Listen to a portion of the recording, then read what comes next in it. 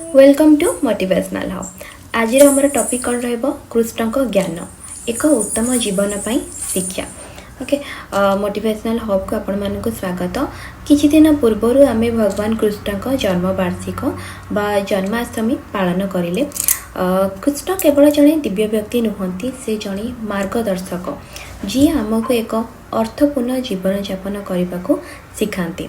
आज एपिसोड रे आसंतु कृष्ण का जीवनर किछि ज्ञान अनुसंधान करबा, जहाँ कृष्ण नीति भाव में आम जानी था बा आम लाइफ रो किछि चेंज करने पाई कृष्णकर किछि आम नीति विषय आज जानिबा। देन प्रथम पॉइंट है पावर ऑफ ड्यूटी माने कर्मयोग। कृष्ण आमको कौनसी पुरस्कार आशा न करी निजर कर्तव्य करिवार महत्व सिखाइले।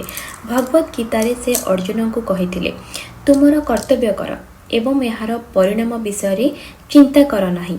यार अर्थ हेउछि जे आमे उत्सर्गीकृत सहित आमर कार्य उपरे ध्यान देवा एवं फलाफलर चिंता को छाड़ी देवा उचित।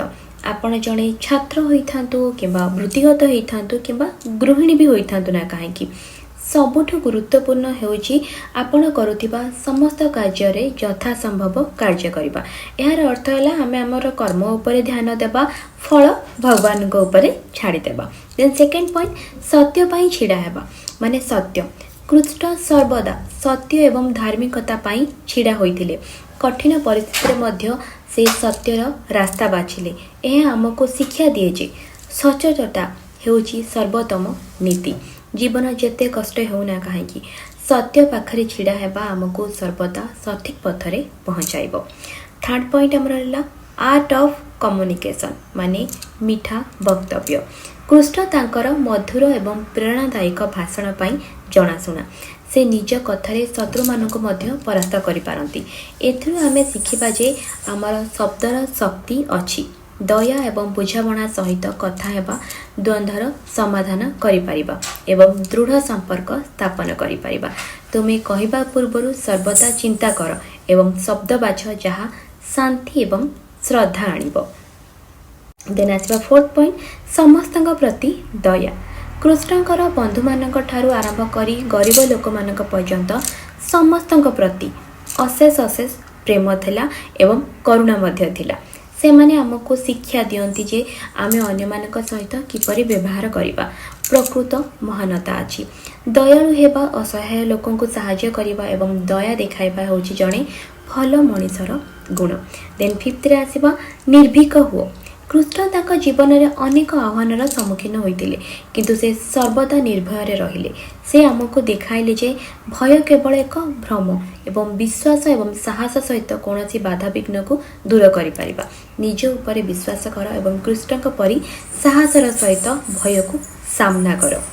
एथिरो आमे कौन जानिले, यही 5टा पॉइंट रो आमे जानिले कृष्ण ठारू आमे बहुत किछि शिखिबा को मिलिला। भगवान कृष्ण ठारू शिखिथिबा जीवनर अनेक शिक्षा अछि। चलंतु आजिर प्रतिज्ञा करिबा हमर दैनंदिन जीवन रे अंतर्भुक्त एही सब शिक्षा को आमे निज भितर अंतर्भुक्त करबा को चेष्टा करिबा। कृष्णकर ज्ञान कालजयी एवं तांको पथ अनुसरण करिबा आमर उद्देश्य एवं शांति एवं सुखरे परिपूर्ण जीवन बिताई पारिबा। एई पॉइंट रो आमे आज जानिले ए कृष्णकर भगवत गीतार ये गोटे किछटा पार्ट जोटा कि बहुत कथा अच्छी श्लोक रे। भगवान गीता पढ़ंतु, निजको स्ट्रांग बनातु, साहसिकता बनातु, सत् पथरे चलंतु, कर्म करंतु, फल भगवान को ऊपर छाड़ी दियंतु। यह आम पाई उचित।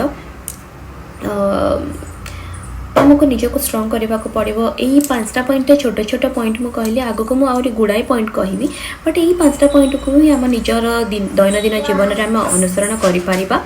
आशा करुँची आजर वीडियो आपण समस्त को भल लगी निश्चित। मु छोटिया ही चेष्टा करिछि कहबाकू। आगक बहुत गुड़ाए कहबी, कृष्णकर हो कि गणेश हूँ, बहुत गुड़ाए ठाकुरंकर मोटिवेशनल वीडियो मु नहीं आसबि आगक। आशा करुँची आपन को आजर वीडियो भल लगी निश्चित। आउ भल लगी आपण मैंने लाइक शेयर और सब्सक्राइब कर दिंतु। आपण गोटे लाइक मते मोटिवेट करिवो एपरी अनेक वीडियो आनिबा पई। देन रहुची मीट हेबा किछि नुआ टॉपिक ऊपर नुआ वीडियो करिबा। देन रहुची धन्यवाद। जय जगन्नाथ।